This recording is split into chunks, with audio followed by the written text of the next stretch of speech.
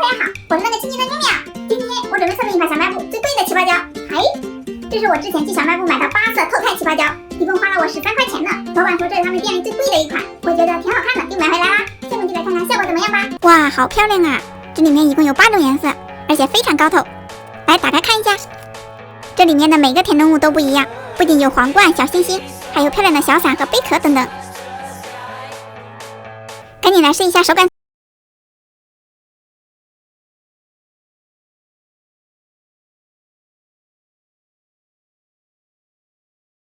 化了，根本没发完啊！来点我的隐形眼镜护理液和小苏打水呈现一下，这手感好多了。拉伸起来感觉胶性不足，不要太快的拉，还是没问题的。看一下其他的是不是都一样？好像都有一点化了，看来要全部都先呈现一下。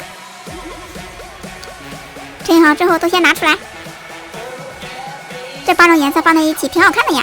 这么好看，当然要先来拉个花啦。